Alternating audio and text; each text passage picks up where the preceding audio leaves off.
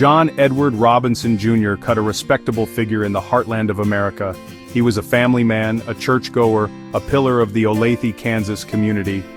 Neighbors knew him as friendly, always willing to lend a hand.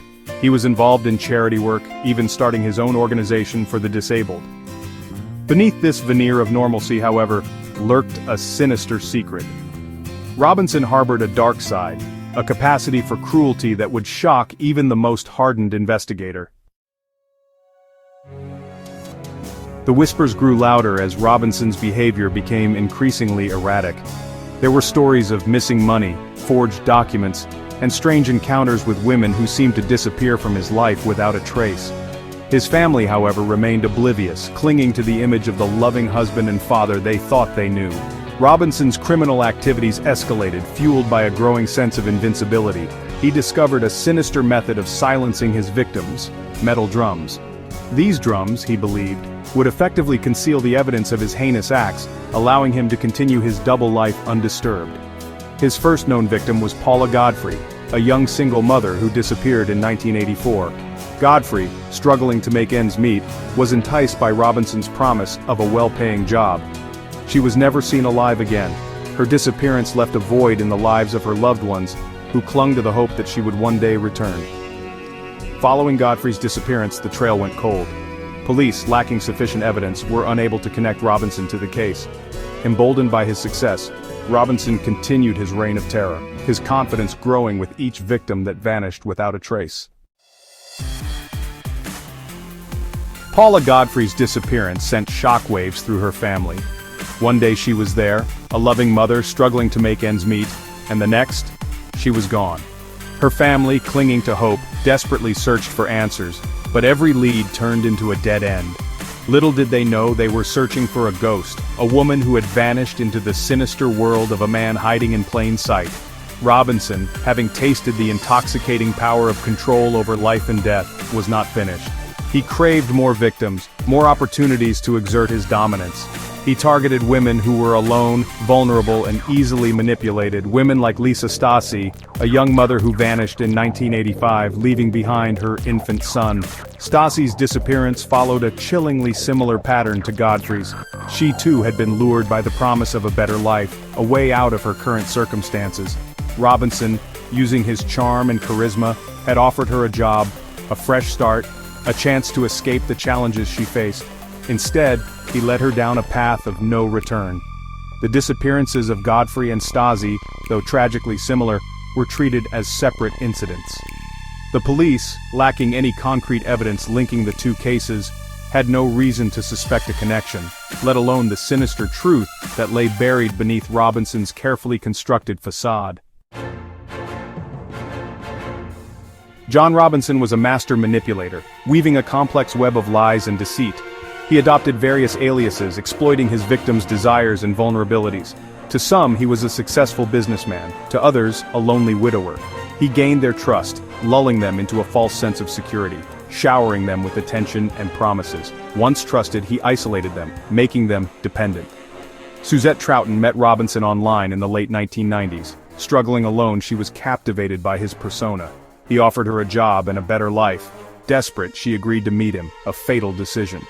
Troughton disappeared in 1999 following a familiar pattern. She vanished, leaving behind worried family and unanswered questions. The police, treating it as a missing persons case, were unaware they were dealing with a seasoned predator.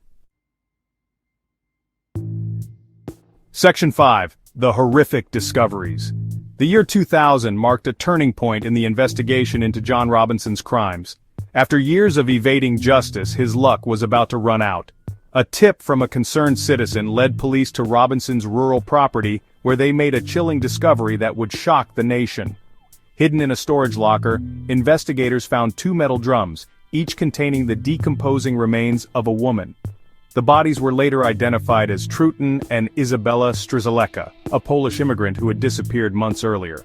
The gruesome discovery sent a wave of horror and disbelief through the community, shattering the illusion of the seemingly respectable John Robinson. The discovery of the drums opened a Pandora's box of horrors. As the investigation intensified, police uncovered more victims, their bodies found buried on properties associated with Robinson. The sheer brutality of the crimes and the callous disregard for human life sent a chill down the spines of even the most seasoned investigators. It was like something out of a horror movie, Detective Scott McCormick, the lead investigator on the case, recounted. The level of premeditation, the cold, calculated way he disposed of his victims, it was truly chilling. The discovery of the drums marked the beginning of the end for John Robinson. His carefully constructed facade of normalcy had crumbled, revealing the monster that lurked beneath. Section 6. Justice, though long overdue. The evidence against John Robinson was overwhelming. The bodies, the metal drums, and the testimonies of his surviving victims painted a grim picture of a man consumed by darkness. His trial, which began in 2002, captivated the nation, as the full extent of his crimes was laid bare for the world to see. The prosecution presented a mountain of evidence, detailing Robinson's modus operandi, his use of false identities, and his cold-blooded disposal of his victims. The defense, facing an uphill battle, attempted to portray Robinson as a man manipulated by the women he encountered, a narrative that was quickly dismantled by the prosecution's case. The jury, after hearing weeks of harrowing testimony, deliberated for just 11 hours before returning with a verdict, guilty on all counts. Robinson, showing no remorse for his actions, was sentenced to death for the murders of Streleka, Troughton, and Godfrey. He received additional life sentences for the other murders, ensuring that he would spend the rest of his days behind bars. "While we can't bring back the loved ones we've lost," said District Attorney Paul Morrison after the verdict, "we can take solace in knowing that justice has been served." The conviction of John Robinson marked the end of a long and terrifying chapter for the families of his victims. However, their journey towards healing was far from over. Section 7. Echoes of Loss and the Search for Closure. The families of John Robinson's victims were left to pick up the pieces of their shattered lives. The pain of their loss was immeasurable, compounded by the gruesome details of their loved ones' deaths. They struggled to comprehend how someone they thought they knew could be capable of such evil. "He took away a daughter, a mother, a sister, a friend," said Deborah Godfrey, Paula Godfrey's sister, during her victim impact statement. "He took away a part of our lives that can never be replaced." Her words echoed the sentiments of the other families present, their grief palpable in the hushed courtroom. The trial may have brought a sense of justice, but it couldn't erase the pain or answer all of their questions. Many families were left to wonder about the final moments of their loved ones' lives, their imaginations haunted by the horrors they must have endured. Despite the pain, the families found solace in supporting one another, sharing their grief, and honoring the memories of their loved ones. They established foundations and scholarships in their names, ensuring that their legacies would live on. The strength and resilience they displayed in the face of unimaginable tragedy served as a testament to the enduring power of the human spirit. Section 8. The Enduring Shadow of a Monster. John Robinson's reign of terror may have ended, but the impact of his crimes continues to reverberate. His case serves as a chilling reminder of the darkness that can lurk beneath the surface of even the most seemingly ordinary individuals. It underscores the importance of vigilance, of questioning facades, and never ignoring red flags.